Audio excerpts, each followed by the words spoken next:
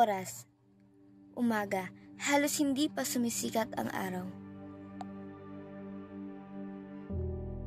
Tagpo sa loob ng silid ni Boy. Makikita ang isang tokador na kinapapatungan ng mga langis at pumada sa buhok. Tuniko, suklay at iba pang gamit sa pag-ayos. Sa taas ng tokador, nakadikit sa dingding isang malaking larawan ng birheng nakalabas ang puso at may tarak itong punyal. Sa tabi na nakabukas na bintana, sa gawing kanan ay angkat ang higaan ng bata. Sa kabuuan, ang silid ay larawan ng kariwasaan. Sa pagtaas ng tabing, makikita si Boy na binibihisan ng kanyang ina. Nakabaka sa mukha ng bata ang pagkainip samantalang sinusuklay ang kanyang buhok.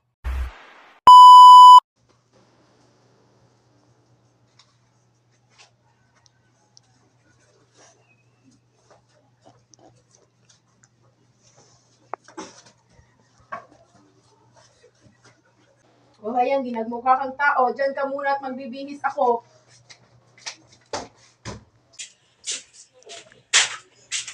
Sabi ko sa'yo, ayaw magsimba eh. Ayaw mo magsimba? Hindi pagagalitin mo na naman ako eh!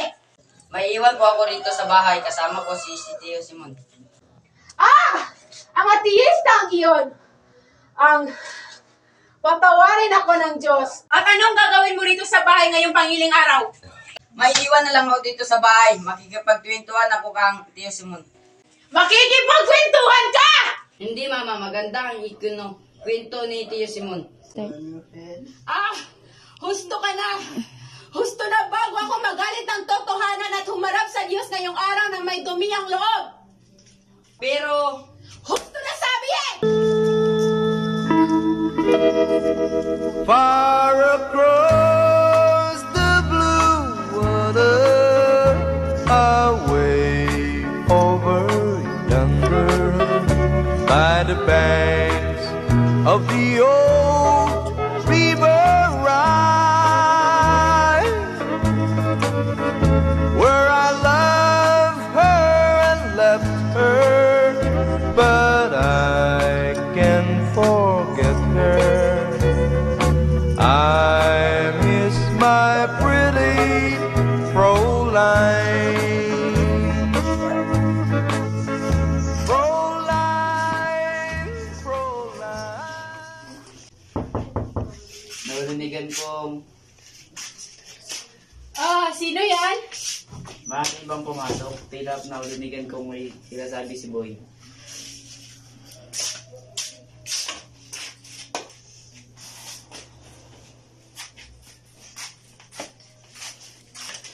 May iwan ako rito, hindi ako sasama kay mama. Yan ang itinututo ng pamangkin mo, kuya. Hindi raw sasama sa simbahan. Gawin ka nga namang sumama sa simbahan, boy. Ano kayang nakain ng amain mong iyon at isipang sumama ngayon sa atin? Taman siya makitang lalapit sa Diyos. Kung sasama si Tio, sasama rin ako. Ayun, kaya lamang sasama ay kung sasama ang iyong amahin. At kung hindi, ay hindi ka rin sasama. Pero mabuti na rin iyon dahil hindi lang ikaw ang maaakay ko sa wastong landas, kundi ang amain mo rin namatay siya hindi man lang nakapag-Jesus. Kaya matagas ang loob niya na sa pagtalikod sa simbahan. Pareho silang magkapatid, sila ng kanyang amain. Sana'y magbalik loob siya sa Diyos upang makatulong siya sa pagligtas sa kaluluwa ng kanyang kapatid sa magkabilang buhay na. Siya nga pala, magbibihis na din ako. Nakalimutan ko kasi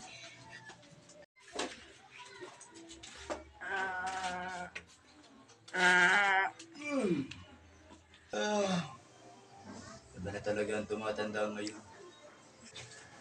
Madaling mangawit at nanghihina yung katawan. At Bakit po kayo napilay, Tio Simon? Ito ay isang parusa ng Diyos. sinabi ba ng mama mo yan? Oo raw, hindi daw kayo nagsisimba. Hindi raw kayo nagsisimba tuwing linggo. Bakit hindi kayo nagsisimba, Tio Simon? May mga bagay na hindi maipapaalam sa pamamagitan ng salita. Ang mga bagay na ito ay malalaman lamang sa pamamagitan ng galaw at kilos. Kaya nga, sasama sa amin tiyo si Oo boy, sa akin ang simbahan ay hindi masamang bagay. Kaya huwag mo tatanggihan ang pagsama sa iyo ng iyong mama. Hindi makakabuti sa iyo ang pagtanggi. Ang pagkawala ng pananalig nangyari na sa akin iyon at hindi ako naging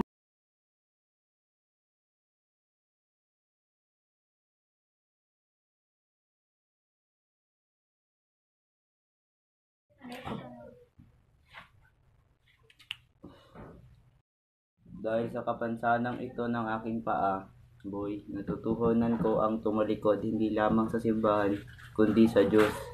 Nabasa ko ang The Human Bondage ni Mao Panalig sa pilosopiyang pinanaligan ng kanyang tauhan doon. Ngunit hindi ako naging maligaya, boy, hindi ako nakaramdam ng kasiyahan. Anong nangyari tiyo Simon? Naging bugnutin, magagalitin dahil doon walang natuwang tao sa akin. Nawalan ako ng mga kaibigan hanggang sa mapag-isa ako. Hanggang sa isang araw ay nangyari sa akin ang isang sakunang nagpamulat sa aking paningin. Ano yun tiyo Simon?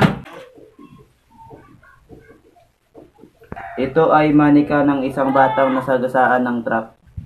Patawid siya noon at sa kanyang pagtakbo ay nailaglag niya ito. Binalikan niya ngunit siyang pagdaan ng isang truck at siya'y nasagasaan. Durog ang kanyang isang binti, namatay ang bata. Namatay. Nakita ko ng dalawang mata. Ako nooy naglalakad sa malapit at aking nilapitan. Ako ang unang lumapit, kaya nakuha ko ang manikang ito at nooy tangang mahigpit ng namatay na bata na waring ayaw bitawan kahit sa kamatayan. Ano pong nangyari?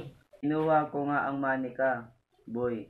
At noon naganap ang pagbabago ng aking sarili. Pagkat nang yumuko ako upang damputin ang manika, ay nakita ko ang isang tahimik na nagtitiwalang ngiti sa bibig ng patay na bata sa kabila. Ito, naging tila ba nananalig na siya ay walang kamatayan. Nag-isip na. Hindi ko na makakalimutan ang pangyayaring iyon. Inuwi ko ang manika at iningatan. Hindi inihiwalay sa aking katawan bilang tagapaalalang lagi sa akin ng matibay at mataos na pananalig ng isang batang hanggang sa oras ng kamatayan ay nakangiti pa. At aking tinandaan sa isip, kailangan ng isang tao ang pananalig kahit ano pananalig sa anong bagay. Lalong mabuti kung pananalig kay Bathala kung may panimbulunan. Siya sa mga sandali ng kalungkutan ng sakuna ng mga kasabian upang may makapitan siya kung siya'y iginugupo ng mga hinanakit.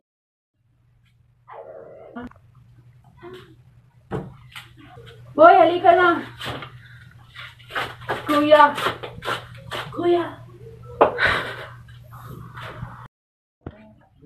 Tayo na mama, kanina pa tugtog yung kampana eh. Tayo na. Tiyo Simon, baka tayo mahuli, tayo na.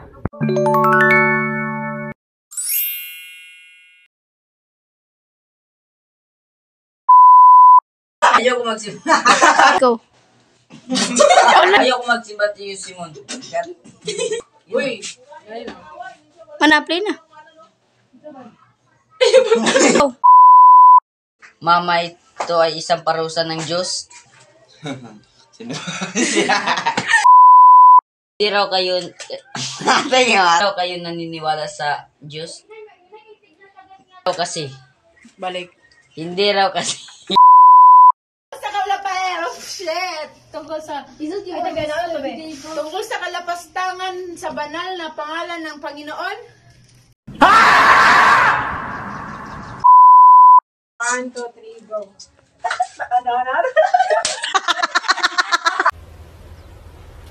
Wait a minute. Yep, go.